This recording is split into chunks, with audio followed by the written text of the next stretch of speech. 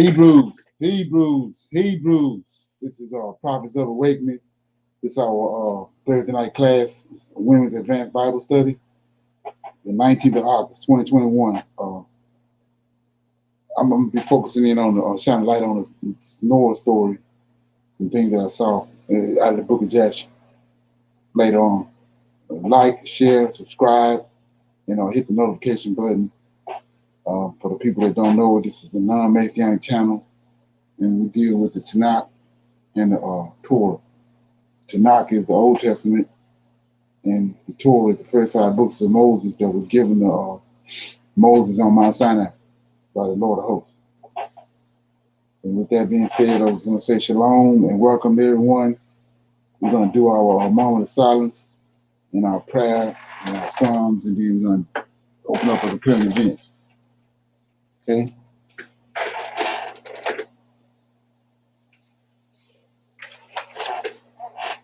Oh Lord, we come before thee at this time. We are thankful for the knowledge and the understanding that you have given us up to this point. And we seek thy face on this day, that you shower us with peace and enlightenment and a sense of togetherness. And oh Lord, we see thine hand in the affairs of the world. When we know and understand that what you have spoken is in the past, is surely coming to pass. And we ask you turn out your face from us, but hearken unto our plea, and hearken and do, O Lord, for all praises to you. Okay, gonna do a song right quick.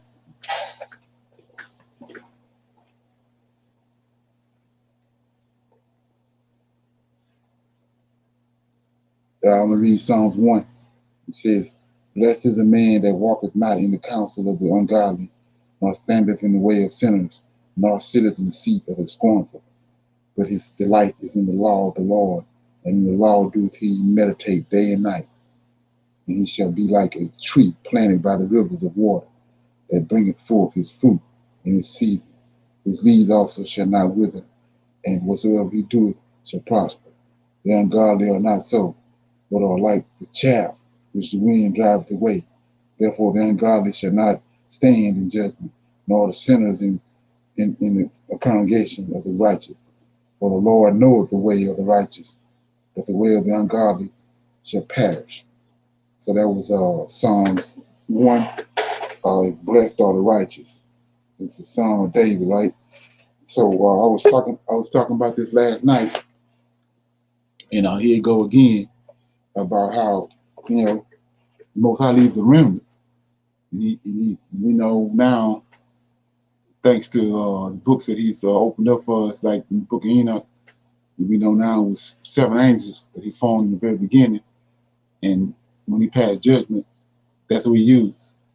We know he used those 7 angels to pass judgment on the fallen angels. So right here it says, verse 3 says, a righteous man, he shall be like a tree planted by the rivers of water, that bringeth forth his fruit in his season. His leaves also shall not wither, and whatsoever he doeth shall prosper, right? So that's the man that trusted in the Lord, believeth in him, and meditate on him day and night. Then verse 4 says, the ungodly are not so, but are like the chaff which the wind driveth away. So here we go right here. Therefore, verse 5, the ungodly shall not stand. See that? The ungodly ain't gonna stand in the day of judgment. That's what these 7 angels for I was showing you yesterday. They're the ones bring judgment. So what did he tell them? What did we look at? And we looked in Ezekiel that 6 of them had a favorite weapon in their hand. And one of them had an ink on. He marked the righteous one, like he just said. And he shall be like a tree planted by the rivers of water, that bringeth forth fruit in its season. And his leaves shall not wither, and whatsoever he doeth shall prosper. Then 4, but the ungodly are not so, but are like a chaff which the wind driveth away. Therefore the ungodly shall not stand in judgment. So when judgment comes, they ain't gonna stand. They're gonna be the ones that don't get marked. But the man that think on the Most High day and night, just like when they put the blood on the doorpost, he's gonna stay. He's still gonna be there after the judgment passed. says, nor sinners in the congregation of the right. So, okay. Any comment? Everybody good? Yeah, I was just reading too in the Wisdom of Solomon. The Right, first like 5 chapters, a chapter is for the righteous, and then there's a chapter about the unrighteous, right, and pretty much saying the same thing. Yeah. right, right. And coming into this thing from a little kid dealing with Christianity, you're not getting right perspective on how all that go down. So that's why I try to shine light on every chance I get. Okay. So anybody got any current events?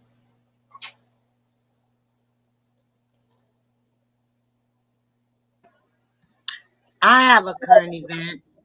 What you got? Um, on the news today, they were saying that the police raised an alarm for, I guess, on September 18th, they're going to have a pro-insurrection rally at the U.S. Capitol, Okay. like what they had on January 6th. Right. Okay. So, That's kind of strange. yeah, Right. an insurrection rally. Ain't that something? Oh, well, Yeah, okay. I can make sense now because this probably was brought about by what's going on in Afghanistan with Biden and Biden administration. It's like a I told you so. That's the only way I can perceive that. Yeah. If they going off on him because of what's happening in Afghanistan, he didn't give them a reason to flex their muscles. Right. Mm-hmm. Yeah. Like who leaves weapons for somebody they claim was such a terrorist group? Right. Exactly. Leave everything that they need to invade anybody else. I mean, I don't know how much arsenal they left behind, but still, the least little bit is too much. Right. Oh, they left a lot behind because they left enough for the Afghan army to. I mean, for a whole military for the Afghan army, thinking that they was in delusional, thinking that those people was gonna stand up, but they those Taliban got 2,000-3,000 years of fear that they built up in them people. Mm, mm, As soon as they left, they came out with them strong on them. mm. Plugged in, took off, and all the army took off with the equipment, took off running, went the other direction. Jeez. Ain't that something? right. And I think also it has to do with, Trump's people, like them not wanting to, take the jab and wearing the mask. I think that has something to do with it too. Yeah. That's what. Yeah, right. What I was saying is that okay, what they did, they was so wind up over the 4 years Trump was there that that's what they had. They was bold when they came out and did the insurrection, but after it happened, they realized how stupid it was and how the people, rest of America, denigrated them because of that. So they kind of had been spanked and put in the corner. But now that Biden, the way his administration unfolded, they being emboldened again to come back out and say, "Listen, you stole an election, and now look what this clown doing." So now they've been empowered, come back out again because they was embarrassed with what they done on January 6th, when the whole world saw it on the news. How ignorant they looked. Yeah. So you're gonna see them doing all kind of stuff now that it's like they justified by what Biden doing, and then they got to. I was looking at that because it's a setup because they got the brother that's over the Secretary of Defense, uh, and so look what he tell the people that America can't rescue the people. They're not in a position to rescue the people from the Taliban. Come on, man. You know that was a setup. You never had no general say that America can't when it came to the military. Right. Now all of a sudden they got a brother up there and he saying America they can't do nothing. They can't, come on, man. What you think that's telling the rest of the world? Right. Exactly. Yeah, they need a brother to do it. Okay. Mm. Ain't there something? Okay, let me play this right here because like I was saying before, it's it's a lot of stuff that happens that like with me, like I said, when I first came into this, I was, I had a series of dreams and stuff like that. I was, you know what I'm saying? I didn't know nothing about that. So I just had a dream. I mean, it's like HD type of dream, and I get up and go on to work, get up and do what I've been doing, not understanding that, you've been called out from heaven. But now, I know different. So, uh, it's something coming and it's coming fast. It's coming 100 miles an hour, and people are not really responding to it. It's coming. Like I said, let me show you this right here. I didn't, I didn't understand it at first. But this thing, okay. Yeah, let me play this. Okay, here we go.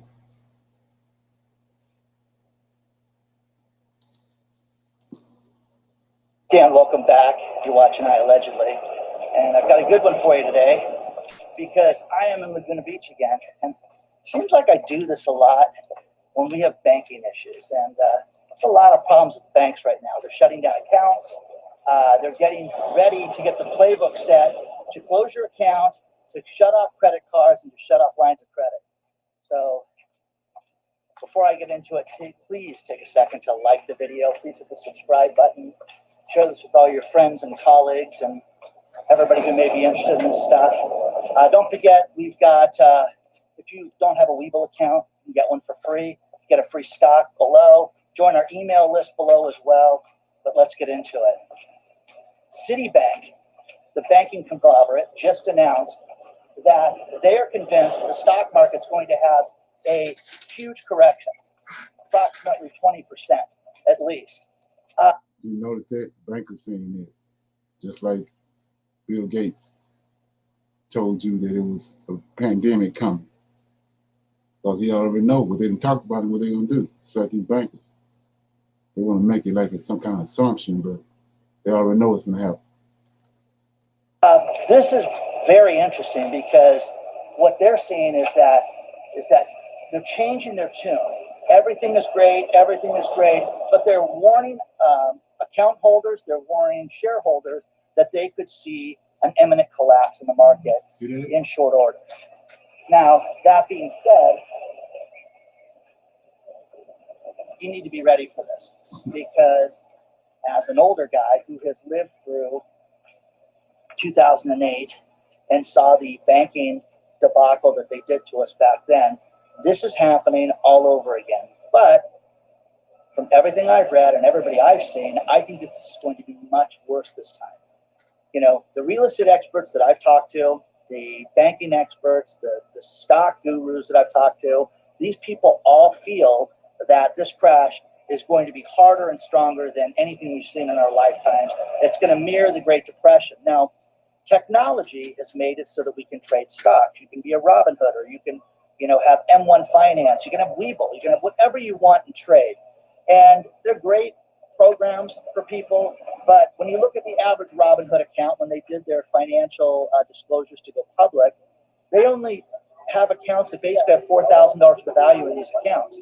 So that being said, it's not huge accounts, but people are trading on money that I don't think that a lot of people don't really have they really can't lose this money right now. They cannot afford it right now. And people are doing more on margin than they ever have. But getting back to Citibank sees a real problem on the horizon. And you have to look at this from your deposits in your bank account You have to look at it to everything internationally that's happened. First things first, Mexico. Mexico is having an inflationary problem like they've never had in the history of the country. They're seeing spikes in prices again. And what did they do for the second time? They have a Fed meeting like we have here, and they took that Fed meeting and they used it to raise interest rates. So they've got over 4% interest rates right now in Mexico. And you can say, oh, that's ridiculous. But this is what they're doing to curb inflation in their country. Now, again, we saw, the peso fall and everything that's happened in the last 30 years and everything that's just been crazy with Mexican banking. But when you look at this stuff and you look at what they're doing and what needs to be done here, we need to taper here. We need to raise interest rates here. And remember, this was something that was going to happen in 2023, and now they're talking about it more and more on a basically a daily basis. The Fed is giving us hints that this could happen. Okay. Any comments? Right, he mentioned margin. What a lot of people, when they invest, they use the margin, they borrow off of other people's money, and that's what's going to get them in trouble. Right, exactly. And then I noticed last time when a lot of people was using their stimulus checks and investing in stock, they purposely make the stocks all go down. Right. They just got their money back. Yeah. That's all they did. It made it look like they gave them something. They wind them up to do it. Then when they did, yeah. Everybody don't see it like that though. They don't pay attention like that. But they've been doing that, like the guy said. They did it in 2008, 2015. So they, ain't nobody stop it, and they instead of making money, so they gonna keep doing it. So yeah. We got another one. And like the guy said, it's 2008, and all that happened with that ain't gonna have nothing on this.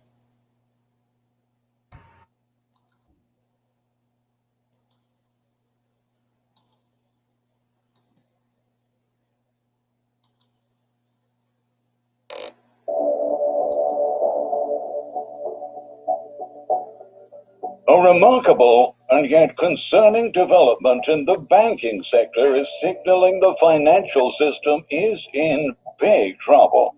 Severe imbalances between the volume of loans and deposits in all four of the U.S. biggest banks are indicating that the overflow of liquidity issued and pumped into the system by the Federal Reserve over the past 12 months is triggering operational problems for banks and setting the economy up for failure. So these bankers doing this intentionally. They pros at this. This is what people not understanding. They intentionally doing it. Loan to deposit ratio is a measure of how much money printed by the central bank enters the bank system and how much money is created by private entities. The first being responsible for bad inflation, higher prices for assets and goods, lower growth, and the second by good inflation, boosting economic growth with real money. The largest U.S. bank, J.P. Morgan, just released its latest earnings report, in which it exposed that in the second quarter, its total deposits went up by a staggering 23% year over year to $2.3 trillion. On the other hand, the total amount of loans issued by the bank remained flat at $1.04 trillion.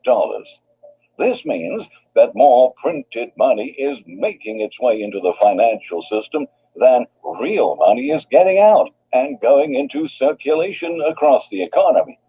Moreover, the report highlighted that this is the second time in history that in the first quarter, J.P. Morgan recorded 100% more deposits than loans.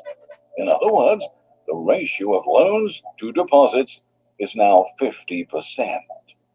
The last time such sharp imbalances between the volume of loans and deposits occurred was just before the Lehman crisis. So this is a very alarming situation that financial analysts have been closely watching. However, for the Bank of America, This epic divergence is even worse. Deposits hit a new all-time high of 1.9. Yeah, we talked about Bank of America. Anybody remember that conversation? No, what happened? You know, they got the murals on the walls in the Denver airport with the little red-headed boy, Oh, okay, yeah. and they got the biggest one they got is in the headquarters of Bank of America. They got this big old image. And everybody's like, what is it about? But it's got this little red-headed white boy standing on the square. You know, standing in the Masonic square. Yeah. You don't remember talking about that? Yeah. Okay. So he Right. said, Bank of America, the one behind, they're the leading one. Yeah. And $1 trillion. It's not a coincidence. Despite the fact that the bank's loans have continuously shrunk at a very alarming deleveraging pace and are sitting now at $927 billion, roughly $100 billion below their level just before the Lehman crisis. That is to say, Bank of America recorded zero loan growth for the past 12 years, while the bank's deposits have doubled. The same has happened to Citigroup and even Wells Fargo.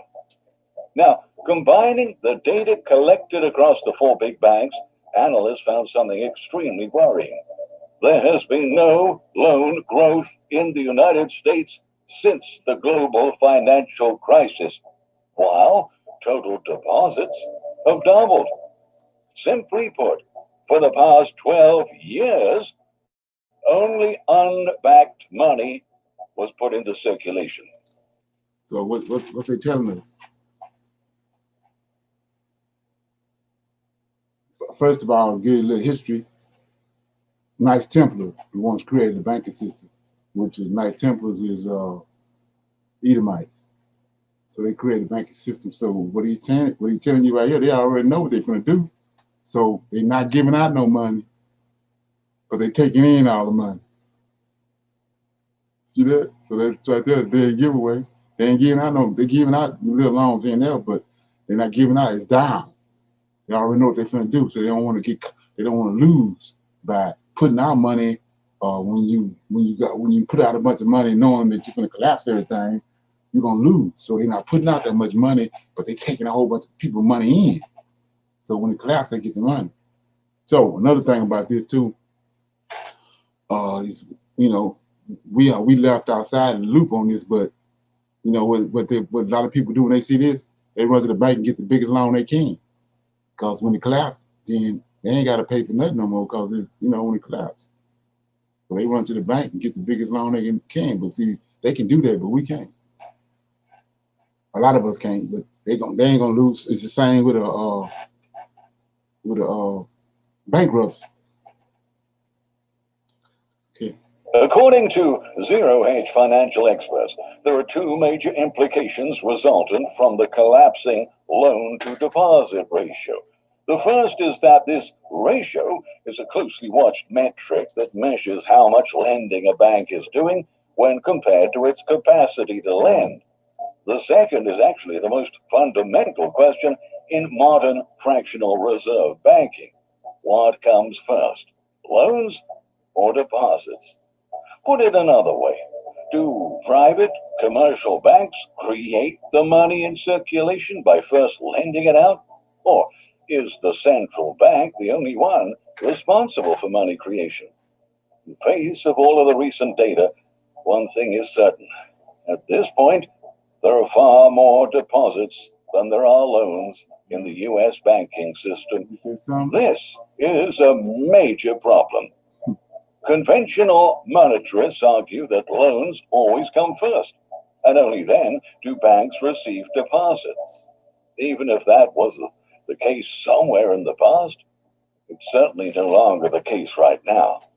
Deposits are coming first because the money supply has exponentially grown in the past year, and everyone knew that eventually this money would flood financial markets while also pushing up the price of assets, goods, and services to sky highs.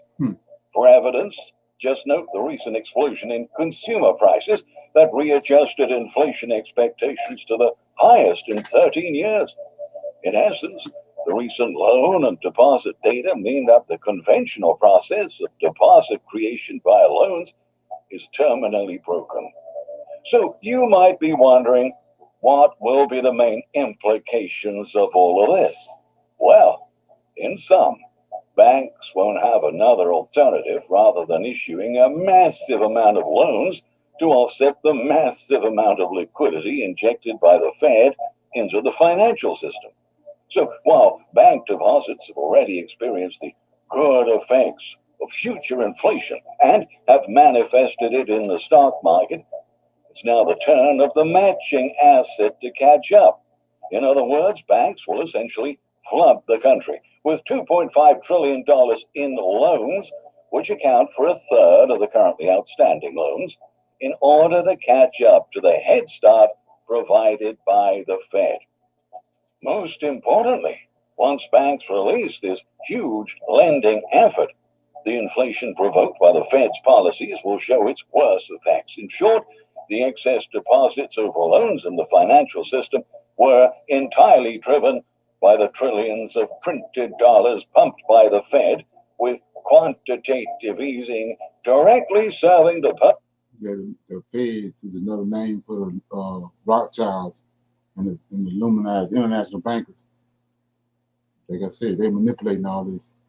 They've been doing this over and over and over for the last 2,500 years. They pros at it now. And it's because of what they get ready to do over in Africa and all that. This is going to be the worst one of all. Yeah. Any comments?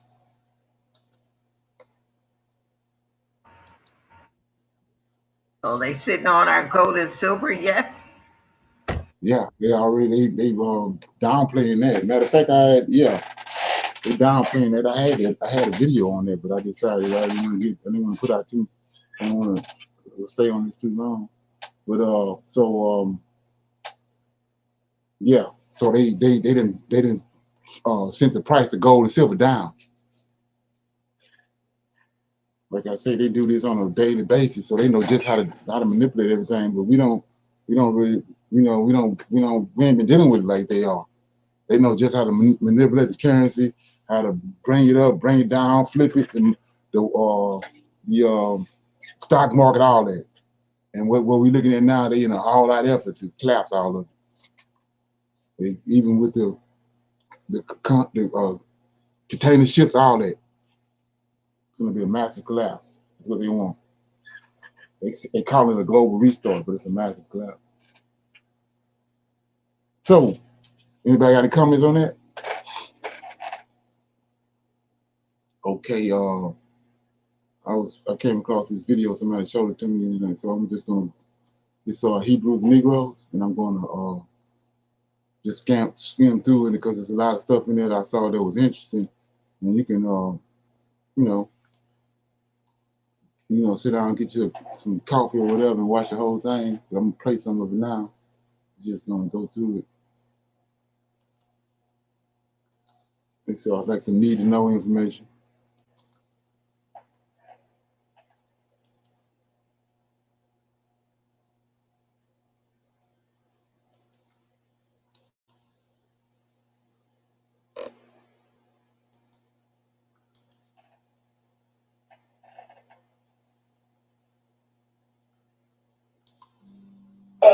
True Israelite, yard people.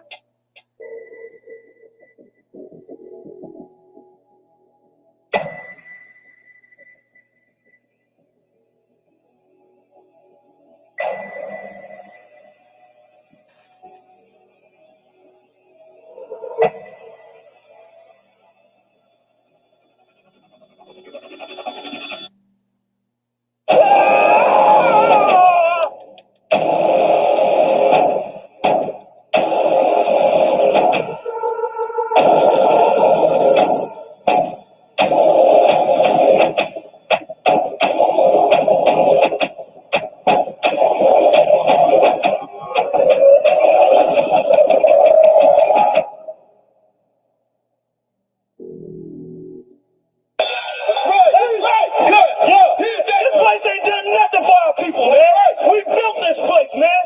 Blood, sweat, and tears. You got the nerve to come in my face and talk that madness, talking about do something. He's that killer with the sword. That's why they so scared of Negroes. When you walk up and down the street, they hold their pockets. They scared of you. That's right. They fear you. They fear your DNA. They want what you got. That's why they copy everything you do.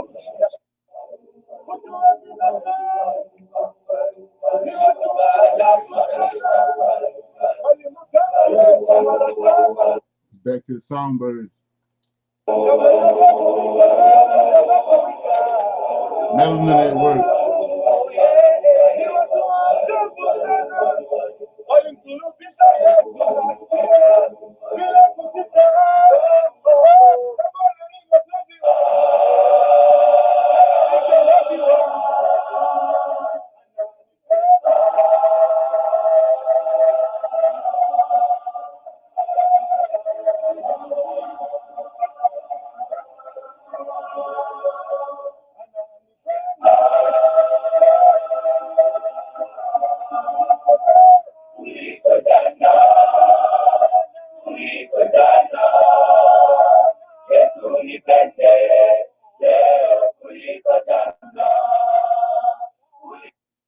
Bear this in mind that Max and Sport have a fight-by-fight arrangement with Dylan White. Isn't that weird? Why do we have... He's not tied up like the slave contracts of yesteryear. When I was running boxing, it was much easier. We were slave traders. We had these guys and they were working for us and we was the boss. The pendulum has swung. Now I have to say, Mr. Dylan White. I have to be respectful. Fuck did you little black ass huh? You think you and some old voodoo bitch could scare me out of my house? I don't care how many slaves died here.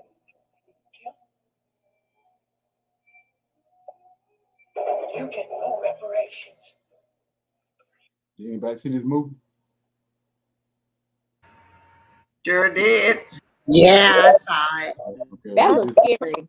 I was never just- saw this. I don't think I want to. This looks scary, right?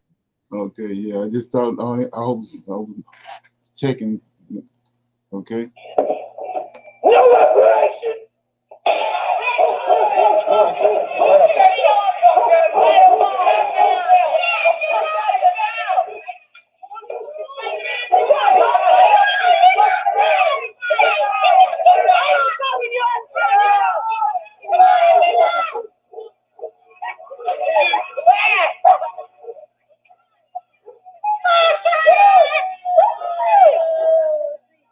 Better turn around now.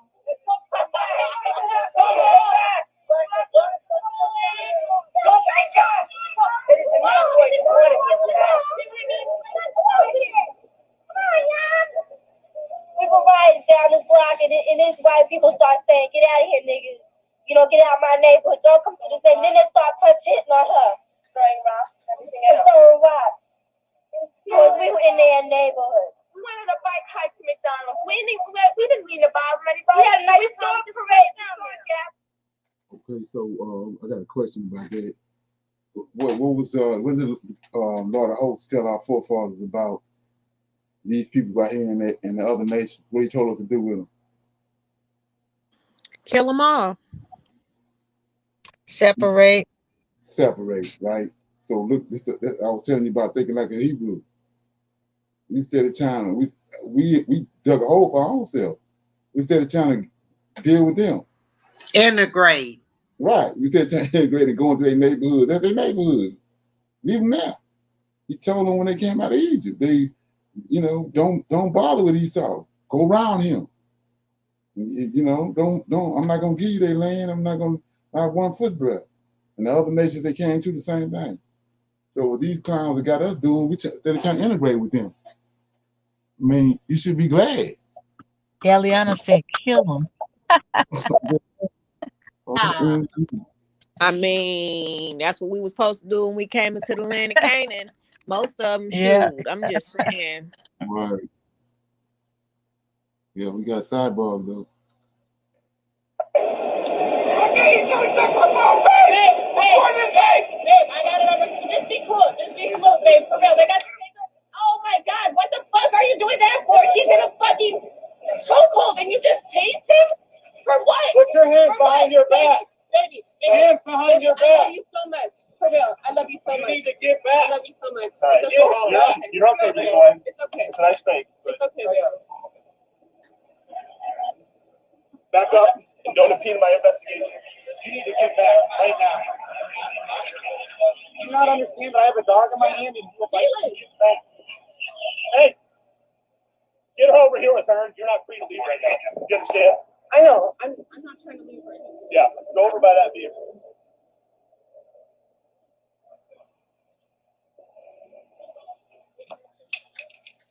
Look like he did. He has a pulse, right? Like, you guys can make sure that he has a pulse. Look at it. The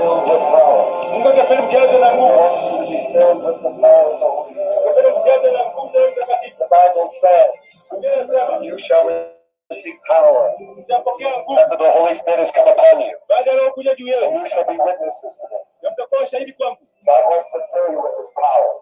He wants to fill you with his spirit. He wants to make all things new. Jesus, son of David. Have mercy on me. So what did the blind man say? This is a hell of a lesson right here. What did the blind man say? Whatever it was, he was lying. He said Jesus. He said Jesus, son of Jesse. Right? Is Jesus the son of Jesse? No. A lie. David is. So why is he saying that? Let's go. Let's go He look at lying. it. Because he a liar. He a hijack. From the cradle to the grave. Right. I was telling you about how they ain't talking. There's a Edomite think tank doing all this. So go to Isaiah chapter 11.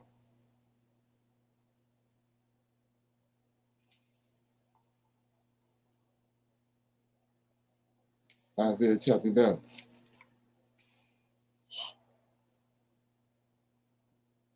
Verse 1. Somebody read that? And there shall come forth a rod out of the stem of Jesse, and a branch shall grow out of his roots. So who is it that came out of Jesse? David. That's why he's saying that. That's why he's saying so what he's supposed to been saying was, and what they've been saying was, the blind man said, son of David. So that eliminates this person right here in Isaiah chapter 11, because it ain't Jesus. It's obvious it's David. Jesse had 11 sons. When Samuel went to go anoint him, and neither one of them was it. He told him, "You got another son?" He said, "Yeah." He went and got David out of the field keeping the sheep. That's why he's saying that. But it's not what they originally said. They flipped it after we start waking up. Now it's David. Now it's Jesus, son of Jesse. Trying to cover that up. Okay. That's why they had him walking around there. The hijack. What's that? I said that's why they had that hijack right there walking around. Right. Trying to introduce him. Well, they covering up the tracks because they said that it's David. He's the son of David. If you go, let's look at it. Go to Matthew. I hate going over here. You gotta go over here. You're gonna, this where snow job came from. Yeah, I know this genealogy ain't right. Right. So see that? See the genealogy of Jesus, right? Said the book of the generations of Jesus, the son of David. See that? Wow. Now that we waking up, they got flipped that because the person that's coming in Isaiah chapter 11 is out of David, out of Jesse. So now they trying to flip it. See that? Right. Okay. They denigrate that.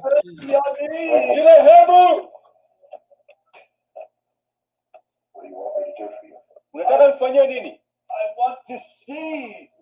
Nataka kuona. Eyes. Where macho? Be open. Funguka.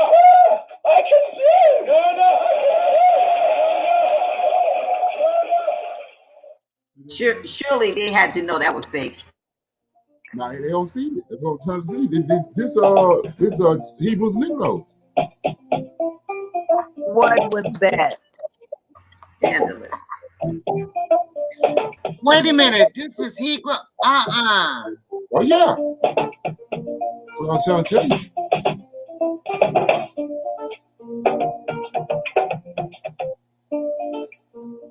It is getting ready for the first day of school. It's kind of nice you can be over something joyful like this, Stu. That's right, Michaela. Take a look at this line. Now, these kids have to show a proof of negative COVID actually to get into the school. It's not like in the old days when I was going to school. You just kind of made your way in. Hope you got there in time to get some bagels and. Okay, here we go right here. I was telling you this way back in 2007 about Ghana. Here we go.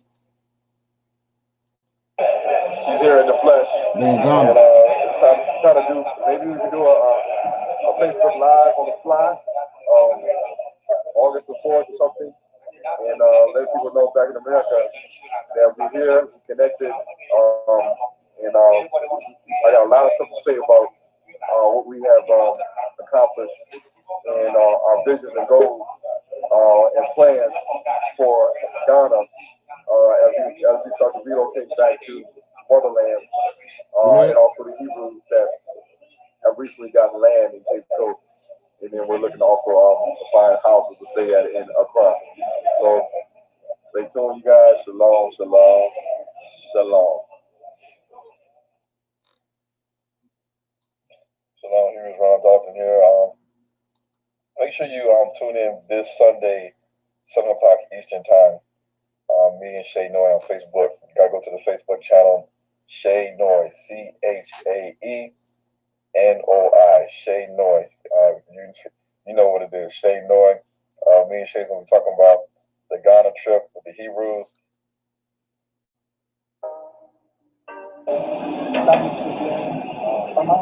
Hey, Ghana. I studied in my book. I didn't let it school. The reason why Sub-Saharan Africa is the way it is.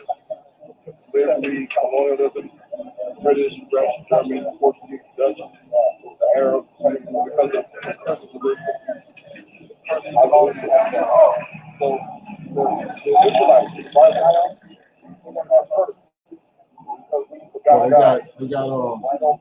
they got all these big old plans there. You know, they got all these people that's following them. Is all everything's going toward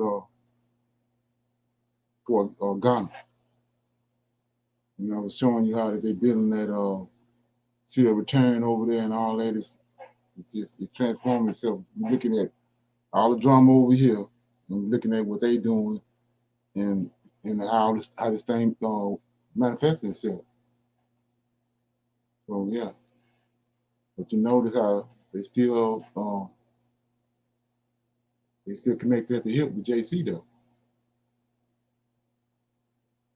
Okay, like I said, this is Lisa Ray meets the Israelites.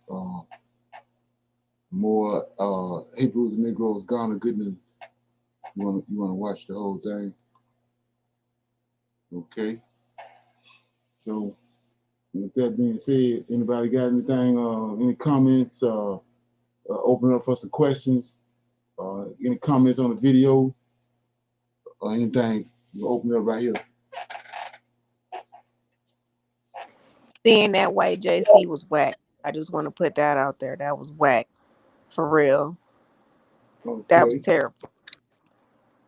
I hope they're not still falling for that. I mean, maybe that was, well, then again, they just was over there this past month. So if that's what they're showing it from a perspective that he's not white, he's black. But that's just as worse. Oh. You know what I'm saying? They saying that he wasn't white. You know, it's a joke to them because they're saying that they know he wasn't white. They know he black, but the same character Exactly. that they created as a council city. Anyway, anybody got any comments or questions about something they dealt with during the week? I do. What you got? Well, I have two questions. The first one, um, in the book of Jubilees, chapter 48, Okay. um, verses 8 through 13.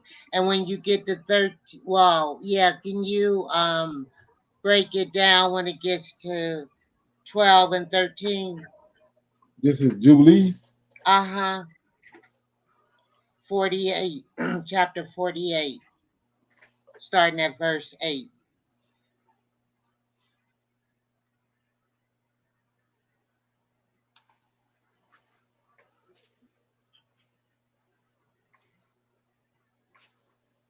48, starting at verse 8. Prince Mm-hmm. Mames stood against No, him. 48, chapter 48. That's what I meant, 48 and verse 8. Okay. That's what you got. Mine started with, and the Lord did everything for Israel's sake. Okay, well, we must have two different, Jubilees, chapter 48. Yep, Jubilees, chapter 48. Mine's talking about the fallen angel, Prince Yeah. said, Okay, well, let's just hear your version. Prince Mansus stood against you and sought to deliver you into the hands of the Pharaoh. He helped the Egyptian sorcerers when they stood up and committed the evil acts they did in your presence. Indeed, we permitted them to work, but the remedies we did not allow to be worked by their hand. The Lord struck them with malignant ulcers, hemorrhoids, and they were not able to stand. They could not perform a single sign because we destroyed them. Even after all these signs and wonders, Prince Mansu was not put to shame because he took courage and cried to the Egyptians to pursue you with all the power that the Egyptians had, with their chariots and with their horses, and with all their hosts of the peoples of Egypt. But I stood between the Egyptians and Israel, and we delivered Israel out of his hands and out of the hands of his people. The Lord brought them through the middle of the sea as it were dry land. So how far, where you want me to stop at? Right here. So, my question is: this Michael in the 7? No, that's a fallen angel. That's No, where it says, "I stood between the Egyptian and right, Israel, right, and we right, delivered Israel." right. Because this, like I was saying, this book of Jubilees is being delivered to us by the angels. That's why Right, that's called Jubilees. Yeah. So he's telling us what happened from these angels' perspective. right. So is that saying, "I, Michael, stood between the Egyptians and Right, Israel, right, and we, the 7, delivered Israel out of his hand and out of the hand of his people, and the Lord brought them through the midst of the sea as if it were dry land"? right. But he's saying he delivered them out of the hands of this fallen angel, Manster, whatever his name. I don't know how to pronounce it. Not Yeah, so he's actually the one behind it. He's the one that's empowering the Egyptians. He's the one the Egyptians worshiping. right. Right, Because this is the missing part when the Pharaoh decided to go after Israel. right. He's saying that So that, this yeah, angel that's, encouraged. huh? See, he said his angel encouraged him to go after them. He was like I was telling you about the insurrection. Okay, or after they did what they did and the news came out, they was embarrassed. They went into some corner, but now they've been empowered again. So after Michael came to Egypt with the 10 plagues, he had humiliated the Pharaoh and all the Egyptians. Master the one wind them back up to jump up and run behind him. Michael had me humiliated. So this angel right here came and empowered them and encouraged them to go and chase the Egyptians. Yeah, this angel, he's been a lot in the book of Jubilees. Right, Mastermind. right. He the one that had encouraged Abraham to try to sacrifice Isaac. Right, Right. right, Okay. right. And he gave the magicians, the Pharaoh's magicians, the power when they were going up against Moses and his brother, with the Right. sticks, the staves. Right. So Yeah. see what verse 10 says? Even after all these signs and wonders, that's after the 10 plagues, Prince Mamsi was not put to shame because he took courage and cried to the Egyptians. See that? To pursue you with all the powers that the Egyptians had, with their chariots and with their horses and with all the hosts of the people of Egypt. So he was behind. He the power behind the Egyptians, and he the one encouraged them to go after Michael had humiliated him. He came behind him and encouraged them to go and chase the Egyptians. The same with when they threw the staff down. Right. When they threw the staff down, Michael the one made Moses stick turn to a snake, and when they throw theirs down, this fallen angel was there and caused theirs to turn into a snake. He just in the book of Jubilees just giving you their name, his name. Okay. Now, is his name in, do you know if his name is in Enoch, the book of Enoch? No, it's not. It's not the book of Enoch because I was telling you when the Lord of Hosts and Yahweh does something, he does it in righteousness. So one of the ways him being righteous is he leave a remnant.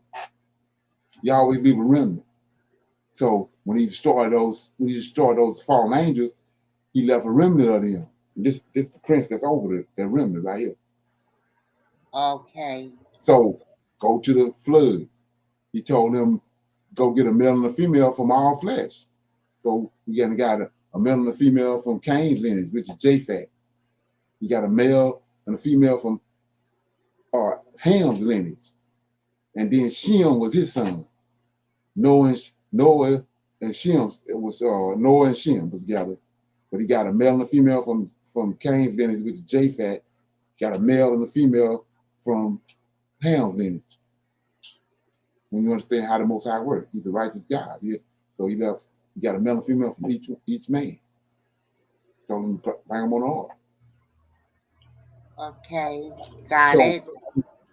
So I'm gonna read out of the book of Joshua in a minute, and I'm showing you how when you understand all that stuff, then truth start coming because now we know who destroying the planet, who been going around all over the planet robbing and stealing. So when you understand that, the Most High gave Adam and Eve garments. That when they had sinned, they kept those garments. Those garments was relics. They kept them. So after, Noah brought them on the boat. So they were stolen when they got off the boat. Who you think stole them? It was Ham, wasn't it? No. It was Japhet. Go look at what we're looking at today. Who doing all the robbing and stealing and pillaging on the earth? Japhet. Japhet. So who you think stole the garments? Japhet. Same lineage. Okay, there you go. There you go, right there. So and then he said, now the lie is that Ham stole them, and he gave them to Nimrod, right? Right. Right. So if you done rightly divided it and you see Japhet stole it, then who the hell is Japhet father? Who's Nimrod's father? Japhet? Nimrod's father, Yeah, wasn't that Cain? Japhet. James, he's out of his lineage. You saying the wicked scribes switched their lineages around the same way they try to play it like Ham's lay with Noah's wife when it was really Japhet. So Japhet people is the one who really stole the garments, and then he really the father of Nimrod. Japhet stole the garment. Okay, so let's look at it. Japhet stole the garment, right? He stole the garment. Noah woke up and Noah cursed Japhet had raped his wife. And he woke up and he said, "Cursed be Canaan." Is it a Canaan on the boat? No. No, Where he at? Where Canaan at? in And his them wife's belly. In the woman's stomach.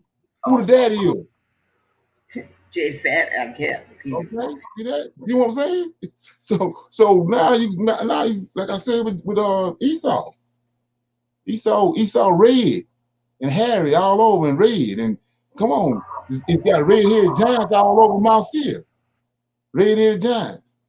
So you automatically going because of lack of melanin. The reason why we don't have that much hair on us is because of the melanin. The melanin is protecting our skin from the sun. They don't have no melanin, so the hair grows on them to try to protect their skin from the sun. So here go this boy with red hair and hair all over. That just fell off in Rebecca's stomach, or did somebody put it there? It ain't hard to figure it out. So just like that, J-Fat the one slept with Noah's wife. So how you get a giant? Mixing with an angel. Okay, where did J-Fat come from?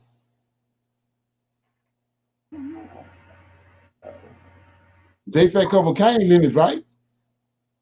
Oh yeah, that's right. Yeah. How did Cain come into existence? The serpent. Yeah, but he's what kind of being is he? A fallen being? Yeah, angelic being. So that means Cain is a giant. An angel sleep with a woman, you can't get nothing but a giant, a mighty man. That's why he overpowered Abel and killed him. So Japhet out of his lineage, and then you get down to Nimrod. Out of the three people, which one has got the giant DNA in them? If Nimrod is a giant, huh? Nimrod got the giant DNA. Right. But so out of the boys that got on the boat, the names on the boat, who got the angelic being DNA in them? Japhet. Okay. Well, who is Nimrod daddy? Japhet. Okay, there it is. Man, all these people need to go on Jerry Springer. This is some this is some ghetto best. I got a question too, Brother Leonard. Go ahead. Okay. So I was on Prophets of Awakening going through y'all old videos and I stumbled across the twins shall be twins come from y'all womb, that video. Right. And you was going through breaking down all the twins that was coming out of the Old Testament and stuff like that. Right. So this was my question because I still be kind of confused about this situation. Right. Now, a Hebrew man, Israelite man, if he lay with another nation of people, whether it's a Canaanite, an Egyptian, Hispanic, white, whatever, even though that baby father is an Israelite, that baby is he not an abomination? Because didn't that start off with Judah, like laying with the Canaanite women, and the Most High killed them kids off, and it wasn't until he got with Tamar, which I'm still trying to figure out how she was a Hebrew, but he got with Tamar, and they had their child or whatever. But you was also going through First Chronicles and stuff, and was like listing it because one of his kids ended up being the breach, the baby who came after that one who got the ribbon tied on his hand, and he came out before the one who had the ribbon tied on his hand, and that was the breach, and that was the same line that came from the person who stole in the when they came to the land of Canaan, and he stole, and got in trouble, and he got his whole family got stoned and burnt up and stuff. So my question is like, we not supposed to be mixing, and if you mix with another nation, is that not considered a concubine? Your children are like illegitimate. But I'm asking because if you do procreate with a Hebrew Israelite woman, then that baby should be a righteous seed, right? No, it's the man. The female don't have no seed. The man had a seed. So if it's like man sleep with a woman outside of the race, out of the nation of Israel, the kid still is right because he got the seed. He actually puts a seed he put an Israelite seed in a woman outside of his race. But the kid gonna still have some of her DNA in him.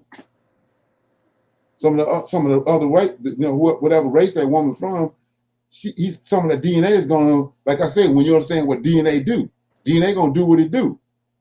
Like I said, Esau can't come out red and hairy all over just on accident. Some red-headed giant had to have something to do with Rebecca. DNA don't. That's how DNA works. But man have a seed. You got to go back to the garden. He took a rib from Adam and made the woman as a helpmeet. To help him do what? Bring forth his seed. That's why he placed the seed in her. She carried the seed. She don't have a seed. He got the seed. So Hebrew man can mate with whatever woman he wants to, and that baby still be a Hebrew. Right, it's a Hebrew, but it's not if he want to. We've been ordered. We got laws that we don't supposed to. But if he do, the kid is an Israelite because the Israelite man put the seed in a woman. But aren't they called like mamsters? And they Right, did destroy a lot of them. And when I destroy them, they had to separate from them. Right. It was wicked. Like I said, that's the deal was going on with Absalom. Absalom got his mama ain't Israelite. That's why he wicked. And so that's what I was trying to convey. Every chance I get, I was trying to tell you about the story of Judah and what Judah did. The woman wasn't an Israelite woman, and all three of the boys was wicked. You supposed to, when you see that, when you start reading and you see he done went into this woman that ain't an Israelite woman, then you're supposed to be expecting some drama later on because the kids ain't gonna be right. So all three of the boys are wicked. Y'all had to kill them. Okay, because I thought I was tripping because I be seeing mixed kids out this mug and they be bad. I'm just saying. Right. But that's the way he set it up. I mean, like I say, that's a controversial topic. That's why I try to glaze over it. I get the information out and glaze over it because I ain't trying to offend nobody. But like I say, Absalom, go back to today when you have. I was showing you the Edomite. Those were mingled seeds that went into Europe, and so you can see the evolution of them. When they first got there, they was mixed with. They had Negro features in them. They had the red hair, but it was woolly like an afro. They showing you all the pictures on them in history. And so then after they stayed there a couple of generations, they had lost the Negro part of them. They bred out. They bred it to the white folks. What about the black people that we see that be real light skinned with freckles and they be having like red hair? They be allegedly black. Like, who am I thinking about? It ain't Sinbad, but it's somebody that's light skinned. They got freckles. They be having red hair. Like they hair be red. Sinbad got freckles and red hair. Who got freckles and red hair? Sinbad. Oh, okay. Yeah. Well, cool. Him. Right. So what they tell you? He an abomination. No, not he abomination. The father bred with a red-headed woman with freckles. You see it all over in the NFL and the NBA. The guys you say, like Scottie Pippen got a son. Then you look at the boy look like Scottie Pippen, but he got a lot of white features in him too. But he'll have Scottie Pippen features, but he have a lot of his mama features too. And that's what the Most High was saying. That's why he told him don't mix your seed like that. Lord doesn't want us to even mix fabrics, I think, as an indicator. You know? Exactly. Right. Even juices. Like squeezing orange and grapefruit juice and all that together and all that. That's what they doing. We've been over here. That's what he told us. He cast us out over here, and we picked up they ways. But we wasn't doing that. And that's what we have now. That's what he means by clean. He has to cleanse us. We got to cleanse us of all that, because we've been here so long, and they hoodwinked our records, and we think we doing things and we think right, but ain't right. And all that's got to be cleaned up. Brother Leonard, I was reading an article today, And I was watching that class. Eliana was talking about the twins. There was this Edomite. She had in vitro baby planted and into her stomach, Right. and then the 7 days later she got pregnant naturally. So she was carrying both the babies, Right. but one was just 7 days younger. Right. So then I was thinking, like you said, I never considered, how you Right. could, yeah. Right.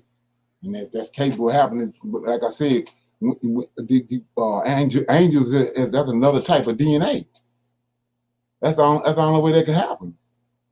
Just like men, you got back in the day, the cowboys, a sheep had the same sexual organ as a woman have, as a human woman. So they were sleeping with those sheep, but they could never.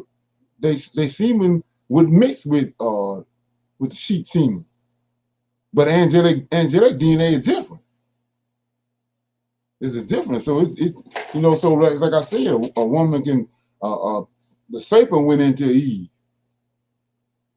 You know what I'm saying? And so that's a different type of DNA, different type of semen. So so another thing to look at, like I say, you gotta let it ferment. Don't take my word for it, but okay, how a soul. It's a soul was inside of my body, right? So the Most High created the flesh, right? The flesh identifies who I am, right? Hello. Right. So when you Yeah. see me, the me is the soul. But what identifies me when you see me in the flesh, the body that I'm in, the shell, and that's how you identify me. Why would the Most High make two of me? Think about that. So what caused that? What's causing these twins? You know what I'm saying? He got each body. He created the DNA and the flesh part of it to identify the souls that he's bringing into the world. So why would you have two souls with the same body, same looking body? Why? Well, Yeah, that's yeah. Think okay. about that. That's something that Mm. y'all ain't got That's nothing what to do with. happens. That's what That's happens what when they happened. eat yams. Right. And that's what happened. That's deep. So like I said, when I'm studying Yahweh dealing with me on all this stuff, I'm looking at that and I'm saying every time at a crossroad, right? When Adam, I told you, Cain, the first one Adam had. He made this man, this wondrous body, Adam, and he righteous. Why would he have a wicked son? The first one, wicked as hell. So that's how we know he ain't none of his son. So then you come on down, and then right when Israel getting ready to be a nation, here come another set of twins. Every time at the crossroad in Yahweh, in the history of Israelites, in the history of the people that Yahweh formed, every time at a crossroad, twins born. So that telling me it's some demons or angelic beings there. Every time at the crossroad. Twins in the garden, twins that when Israel get ready to become a nation, Jacob being born. Then you got twins when the earth was divided, Joktan and Peleg. Twins with Judah. Judah is the you know what I'm saying? Judah is the lawgiver. David coming out of there. So you got twins born right there. The two boys that Tamar had. They do say it's something spiritual about twins too. They be saying like Yeah, it twins ain't spiritual. weird. It's something else going on. It ain't spiritual. I mean, Uh, yeah. Like I I got said, a why question. would he have two bodies that look just alike? Something going on. I got another question. Okay. Okay, remember in the beginning of the Bible. Now let's just in the beginning of the Bible, when the 6 day man and then we got Adam. Now the Most High spoke the 6 day man into existence, but he ain't said nothing about the man became a living soul. We talk about souls and stuff like that. And then Right. Adam got a soul. So are the descendants of Adam's, are we the only ones that got souls and then they just something else? Well, from what I gathered on that was dealing with these other books, reading them, and I can't remember what it is. I'll find it, but it was one of those men before the Bible was praying to Yahweh, and he was telling them, he was reminding them that you put souls in us. We a holy race, so the soul is what make us holy. So, but that's, you know what I'm saying. You gotta go and do that research on your own. That's the conclusion I came to, and then so that's why he's saying when you go back and think about it, and when Yahweh was talking to one of the prophets, he talking about the Gentiles, and he said they was like spittle. So you gotta think about that. Why would he say that? He said, "Why are you dealing with them? They like spittle under me, like spitting on the ground." Then you got to go back and look at what he took, what Moses, Aaron and Moses said when he turned Miriam white. He said she's as one dead. When a mother comes out of her womb, and I would do nothing but spit in her face. So there's something going on. Like I said, there's something going on with them that they didn't. Reason why they had to hoodwink the Bible because of the way it was going when they got hotel records and seen what was really going on, the reason why they was who they was and all that, they hoodwinked it because they couldn't let us, you know, Adam's descendants see that. Right. And this is my last question, and I ain't gonna say nothing else. Now, clarification. Because once you read the book of Lamech and Leviathan, you know, he was the one allegedly that was asking questions about, you know, why they got the curse and why they can't, you know, pray to the Most High and this, that, and the third.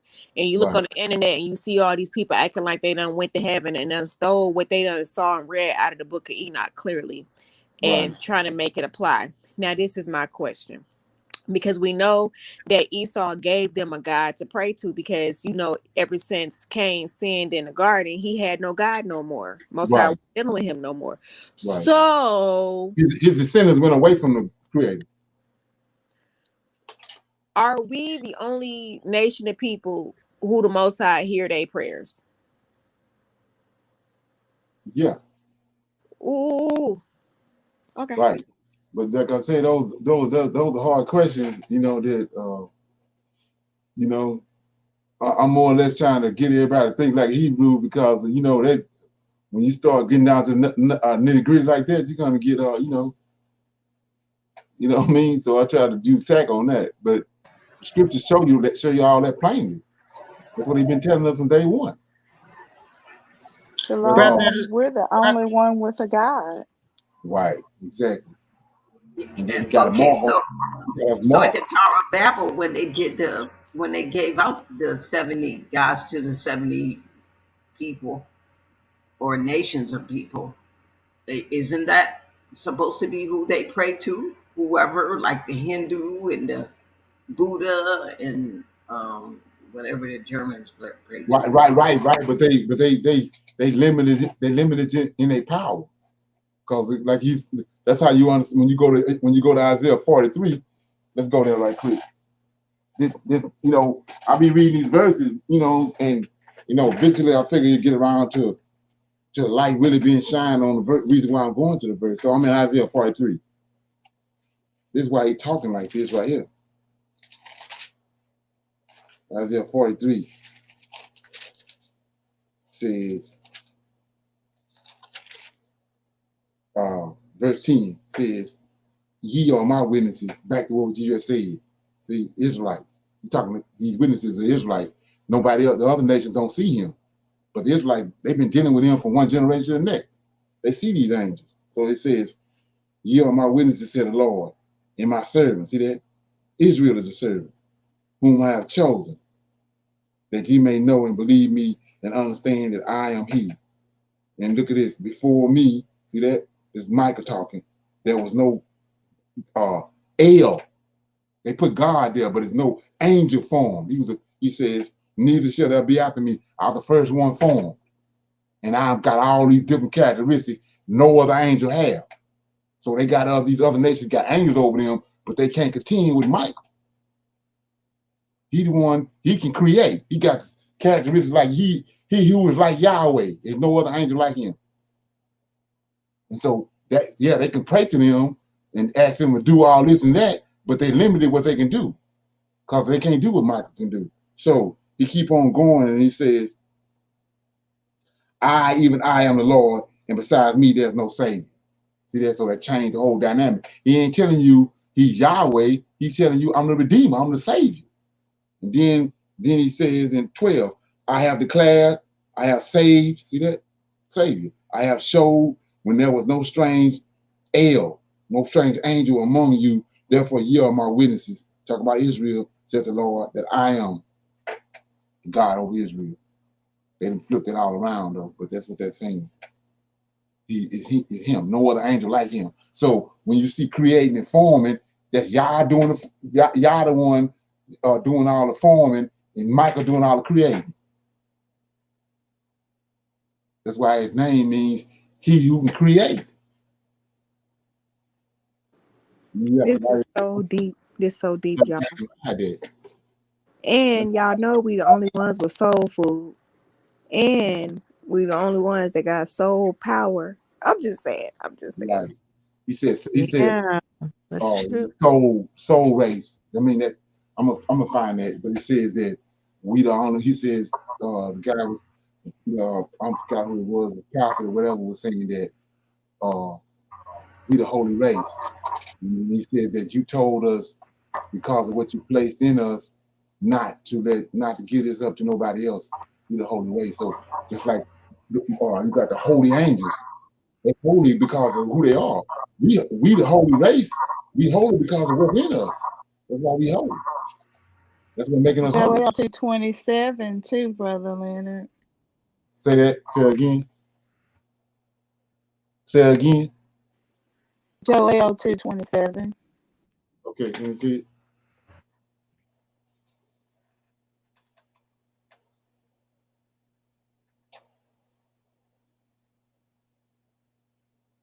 Joel 2:27 says, "Ye shall know that I am in the midst of Israel, and that I am your Lord, your God, and none else, and my people shall never be ashamed." That's the verse. Yes. Okay, right. Exactly. So yeah, that's what that is. Right. So that's but like I said, we know we're being awakened, but not you got the magnitude of when you see them verses, they're talking about a whole lot more than what's being put there. And it's more and more you get into it and get a better grasp and a foundation, then scriptures just started jumping out. They came back, they had to come in and insert themselves in there. Like I said before, that's how they tricked us with JC. And then they brought us all together like we all originated from the same place. And Jesus had to come with the blood, the second Adam, and bring us all together. All that was concocted. Because we know Cain ain't come from a creator. These giants didn't come from the creator. That's three different races of people right there. And all that DNA then now in 2021, all that DNA been all mingled all up together. You don't know what you got. But they got us thinking we all originated from the same place. That's a lie from the pits of hell. Brother Leonard, I have one more question. Okay. My question is, I guess from the wisdom of Solomon or just throughout the scripture, I want to know, is the spirit of wisdom an angel? Yeah, it's Lord of Hosts. Because they keep referring to wisdom as she. Right, that's the Greeks got a hold to our records. So who do the Greeks say is wisdom? They say a woman is wisdom, right? Atlas. Huh? When I mean that's what I'm saying. See, what I did was I went into all that. I went into and I got a Quran. I bought a Quran and went into that to find all the information I could about the Quran because of what these people did. They inserted all different types of knowledge into the Christianity is ain't nothing but a big old pot of nothing but paganism. They got stuff from different places and placing that. So you have to go in and get the ins and outs on Buddhism. You got to go in and get the ins and outs on Islam. You got to go in and get all that. And then on Egyptology, because they got so much stuff in there that they didn't twist it all up in there. And if you have indeed the research on it, you wouldn't understand what it is.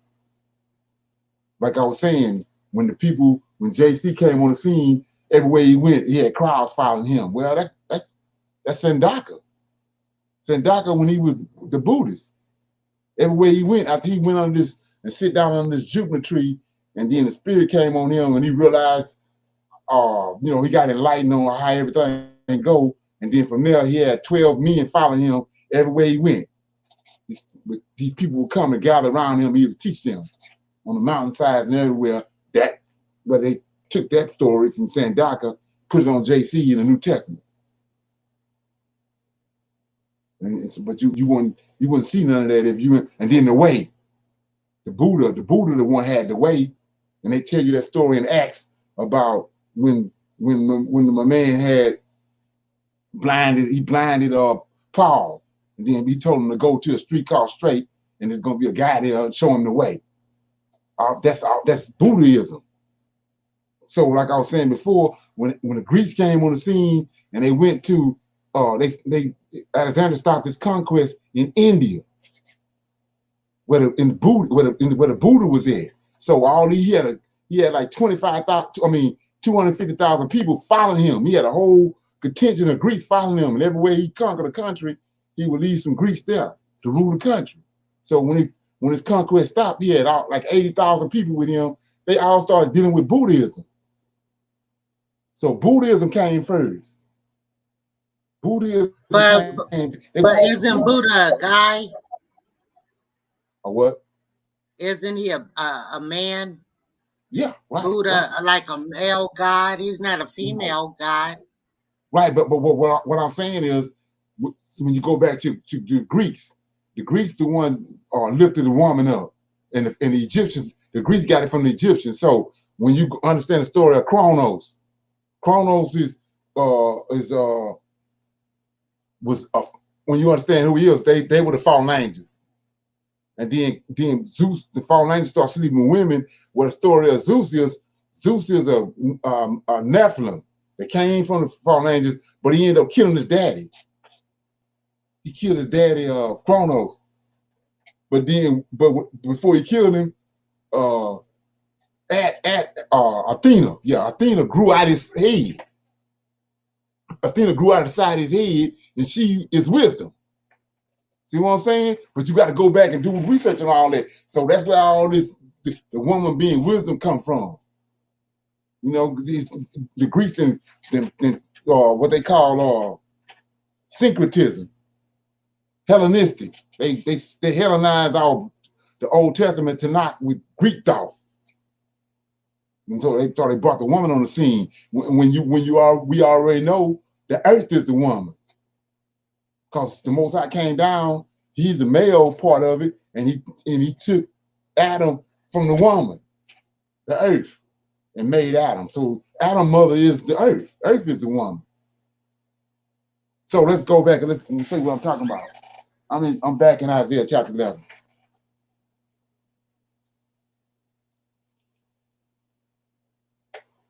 You in Isaiah chapter 11? Yep. Okay. So how many angels was it in the beginning? 7. Let's look at it. So it says, and there shall come forth a rod out of the stem of Jesse, and a branch shall grow out of his roots, right? Mm-hmm. So what's a spirit? What's a spirit? What is a spirit? An angel. Angels are minister spirits. So verse 2, and the spirit of the Lord, that's one angel, shall rest upon him. The spirit of wisdom. There go wisdom right here. Is one of the angels a female? No. Okay, see that? So, and the spirit of the Lord shall rest upon him. 1, spirit of wisdom. 2, spirit of understanding. 3, The spirit of counsel, 4. Spirit of might, 5. The spirit of knowledge, 3 or 6. And the fear of the Lord, 7. So he got wisdom right here. Can't be no wrong. So wisdom, the first one, wisdom, that's Michael. Right. Michael is the spirit of wisdom. Okay, and then so understanding will be what, like Gabriel? Right, exactly. Right. Okay. All right. So when they got over here to when they got over here to, they went straight to Songs of Solomon. They went to Ecclesiastic. That's where they was injected all they thought in over there where our forefathers put forth wisdom. They came and injected what that is philosophy. They injected philosophy, intertwined philosophy with Songs of Solomon and with Ecclesiastes. And they injected wisdom in there. Because it's not in the Psalms, huh? Nah.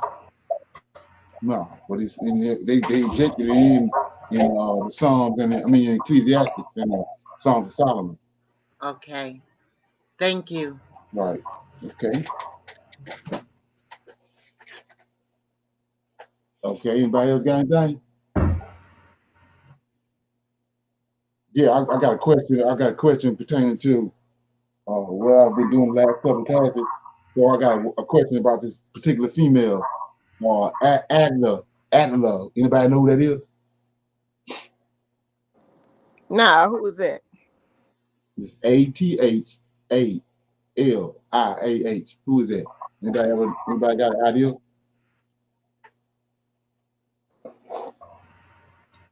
You got some context clues for us? Yeah, I'm gonna give it to you right here, right quick. Anybody know what Ahazarah is? He's a king in Israel.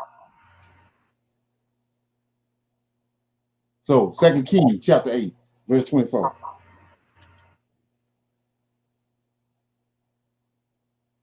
Which 2 Kings what? 2 Kings chapter 8, verse 24. Oh, okay.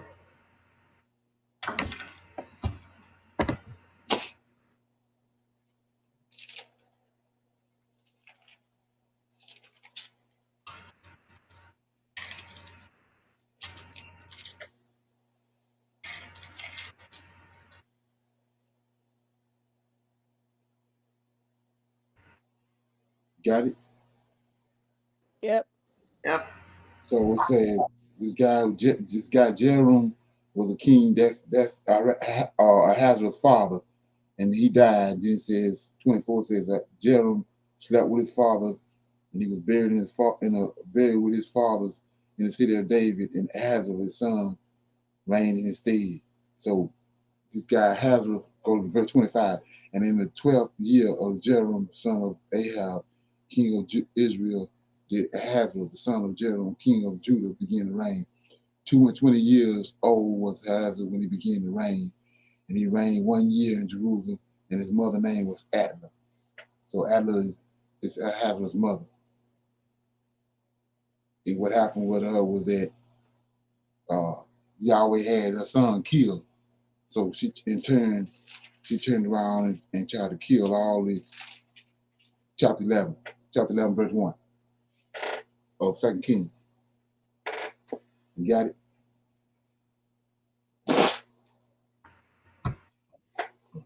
This is a good thing to remember right here. You got it? Got it. It says, and when Adler, the mother of Ahazarah, saw that her son was dead, Yah killed him. Had Jehu killed him. It says, she arose and destroyed all the sea royal. So she tried to kill all David's descendants. So who you think behind that? You think she was in there by herself? Nope. Who else is helping? Who encouraged the Pharaoh to go and follow the Israelites? Matama. Yeah. This is what I'm telling you about. Once you get an understanding, it's a whole lot of stuff going on in there. But these people, And I was showing you that the Most High said that we only got the oracle. We only got his oracles. Anybody else reading the scriptures like this? They can't. So he says, and when Adla, the mother of Ahasuerus, saw that her son was dead, she arose to destroy the sea wall. So these principalities and powers behind it, they're trying to cut off David's lineage. So look what happened though, verse 2. And Joshida, the daughter of the king Joram, that's his brother, his sister of Ahasuerus, took Joash, the son of Ahasuerus, and stole him from among the king's sons, which were slain, and they hid him, even him and his nurse, in the bedchamber from Atla, so that he was not slain. So, ain't that the covenant that Yahweh got with David? He told him, "I'm always keep one on the side." Ain't the same way we got Zerubbabel? Yep. That's why nobody don't know who the hell Zerubbabel is, because they don't understand this. Yeah. So that's how I found Zerubbabel. Didn't nobody show me Zerubbabel. I saw this right here, and then I said when I got over there. So I'm looking for it. I said, y'all always got to see a David somewhere. So I'm looking for him. That's how I found Zerubbabel. Yeah. Didn't nobody no camp or no rabbi or mega pastor show me that. That's right. Go ahead, Brother Leonard. Okay, yeah. That's how I came up on that. Then I saw Zerubbabel. Well, I saw the guy. I saw his captain name first, Sheshbazzar, and I was trying to say, who is this? I kept looking and doing research, and come to find out that's the Zerubbabel captain name, Sheshbazzar. Okay. And there's some. That's how you know we're the same people, because we have captive names. Exactly. Right. Exactly. That's how you connect the dots. The evidence is overwhelming. Okay, yeah. So I said I was going to read out of before I close. I was going to read out of Joshua. I'm going to read this one chapter. It's we had talked about this before, so I'm going to shine a light on that right quick before I start. Naaman, right? Show you how these people work. Okay, so the Cain, Naaman. How you spell Naaman with Cain's descendant? In Genesis. Nama. It's Naamah, right? Right. So I'm in chapter 3 of Joshua. Chapter 3, verse 13.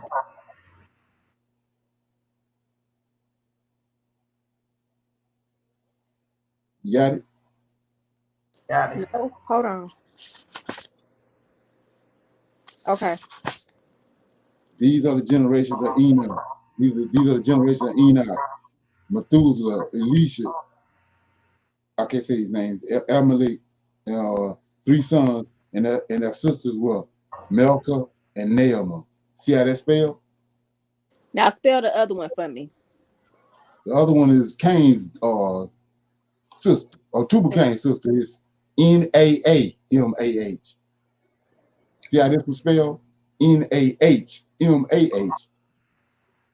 Right. Okay. It's spelled different. But what I want to show you is, I was telling you earlier, the woman don't have a seed. So that's why when a man can have 8 sons and 4 daughters, well, his seed his lineage goes on through the son. The daughter gonna go marry another man, and she over in another lineage now. That's the way it is. Why they take on the man's name. The father lineage is carried on by the sons he got. It's going another direction. The daughters go to another man's house. Once they marry, they end up having another man's lineage, help him carry his lineage on. So you say, what you talking about? Well, verse 13 says, these are the generations of Enoch, Methuselah, Elisha, whatever that guy name is, 3 sons. So that's the only way Enoch lineage is gonna go on is these 3 boys. Then it says, and their sister were Milcah, and Naamah, right? So now let's go over here. Chapter 6, I think it is. Yeah. No, chapter 5. Chapter 5, I'm starting at verse 14. 5 and 14, you got it?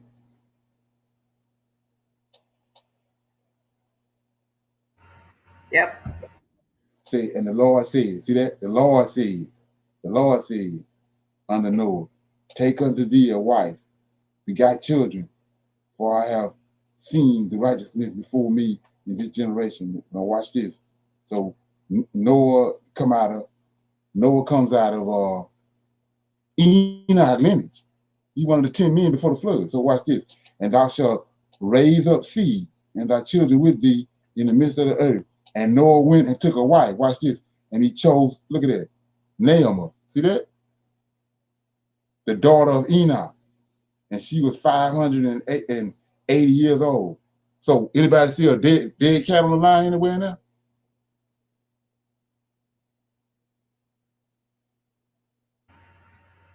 Let's read it again. Let's read it again. Somebody gonna catch it. It says, and thou shalt raise up a seed, and thy children with thee in the midst of the earth. And Noah went and took a wife and chose Naamah, the daughter of Enoch, and she was 500 years old. Nobody ain't caught it yet? That ain't Cain The name. different, yeah. Yeah, they done stuck Cain's daughter in there. See that? Right. They spelled the other name over here, Enoch daughter, over there, over I showed you over there at 4. And then now over here, they stuck Cain's daughter in there. Can you tell me what chapter? I had to walk away. The first one you talking about? No, with what you just read with the misspelling name of again. 5:14. That's Thank you. 5 and 14, 15.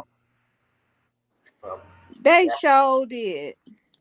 And then 16 says Noah was 400 years old, 498 years old when he took Naamah, the wife. See, they're spelling it again. Now they didn't change the whole. So we know that's Enoch's daughter. So let's look at that. So this woman Naamah is out of Noah and Enoch lineage.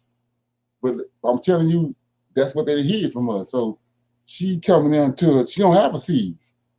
That's why these men was taking daughters from their out of their lineage. So what happened with Sarah? What happened with Sarah? Was Sarah some tied to Noah, some kind of tied to Abraham? Yeah, they supposed to have the same dad or something. Well, go back up. See, Enoch came before Noah. So two generations up, when Nam was born, same with Sarah. Sarah was out of Sarah came from if I'm not mistaken, from Terah's brother. Or from Abram's brother. From I'm okay. Haran, something. Right. And then so Abraham was able to marry her, but she come out of her lineage. But it's a difference. Like I said, the female don't have a seed. The man had a seed, and that's what the Most High is telling told these angels. He said, you don't need no seed. You don't need no seed. You're eternal beings. But the man that I created upon the earth, he needs seed. He got seed in him because he got to reproduce himself. You don't live forever. And so that's why I made the help meet for her to bring forth the seed for him. And that's big when you understand what's going on. So anyway, yeah. Thought I'd show you that. Okay. Yeah, let me read a little bit of that. Then we're going to get off here. We got about 5 minutes. So I'm in chapter 6. And it says, I'm just going to read to 15. It says, at that time, after the death of Methuselah, the Lord said to Noah, go thou with thy household into the ark, behold, I will gather thee. Somebody thing doing the most. Okay, it says, and at that time, somebody got to turn their mic off. It says, at that time, after the death of Methuselah, the Lord said to Noah, go thou with the household into the ark. Behold, I will gather to thee all the animals of the earth, the beasts of the field, and the fowls of the air, and they shall all come and surround the ark. So this Lord of hosts, we're reading over this. Lord of hosts told Noah, I'm going to make all these animals come to you, right? Verse 2, and thou shalt go and sit, look at this, sit thyself by the door of the ark, and all the beasts, the animals, and the fowls shall assemble and place themselves before thee, and such as of them as shall come and crouch, whichever ones crouch before thee, shall thou take and deliver into in the hands of thy sons, who shall bring them into the ark, and all that will stand before all that will stand before thee, thou shalt leave. And the Lord brought this about on the next day, and the animals and the beasts and the fowls came in great multitudes around the ark. Watch this. And Noah went and seated himself by the door of the ark, just like Yahweh told, just like the Lord told him. And all flesh that crouched before him, he brought into the ark, and all that stood before him, he left upon the face of the earth. Just what I just told you about the judgment, right? 5. And the lioness came with her two whelps, male and female. See that? It's 3 of them. You don't need none but a male and a female, right? A lioness came with 2 whelps, a male and a female, and the 3 crouched before Noah. The 2 whelps rose up against the lioness and smote her, right? And made her flee from her place. And she went away, and they returned to their place and crouched upon the earth before Noah. See that? Y'all, the Lord of hosts behind all this. So he says, and the lioness ran, so we ain't got nothing to do. And the lioness ran away and stood in the place with the lions. Noah saw this and wondered greatly, and he rose and took the 2 whelps and brought them into the ark. And Noah brought into the ark from all living creatures that were upon the earth, so that there was none left, but which Noah brought into the ark. 2 and 2 came to Noah into the ark, but from the clean animals and the clean fowls, he brought seven couples, as God had commanded him. And all the animals, the beasts, the fowls, were still there, and they surrounded the ark at every place, and the rain had not descended until the 7 days after. So what we're looking at was all this activity going on with these animals was 6 days from the time he told him to do it. Then he went to work, bringing these animals for 6 days, 7 days when he came and closed the ark. So it says, and on that day, the Lord caused the whole earth to shake, and the sun darkened, and the foundation of the world raged, and the whole earth was moved violently, and the lightning flashed, and the thunder roared, and all the fountains of the earth were broken up, such as was not known to the inhabitants before. And God did this mighty act in order to terrify the sons of men, that there might be no more evil upon the earth. So don't they haven't they figured out now it's a wobble in the earth? Don't the earth have a wobble in it? Anybody ever heard that? Yep, that's what I heard. It's a wobble in it. This right here is when it happened. It says, let me read it again. And on that day, the Lord caused the whole earth to shake. See that? And the sun darkened, and the foundation of the world raged, and the whole earth was moved violently. This is why it got a wobble. And it says, it's the Lord of hosts. And the lightning flashed, thunder roared, and the fountains of the earth were broken up, such as was not known to the inhabitants before that. And God did this mighty act, right, in order to terrify the sons of men, that they might be no more evil upon the earth. And still the sons of men would not return from their evil ways, and they increased the anger of the Lord at that time, and did not even direct their hearts to all this. So, like I was saying before, you shouldn't be surprised that people ain't responding today same way. You see, you waking up, you check the scriptures out, but looking around, and nobody else is. Same thing happened right here. So my thing is this: He made the earth a shape like no other shape, right here before the flood. Ain't that what He tell us He gonna do in Ezekiel 37? Yes. Okay. See that? See, nothing new under the sun. Okay. Just thought I would shine light on that. I was reading it the other day. Then I read it again on women's class. Okay. Anybody else got anything before we go? Good class. Okay. So everybody good? Yep, we're Yeah. good. Okay. Okay. Yeah. All right. So let me hit this.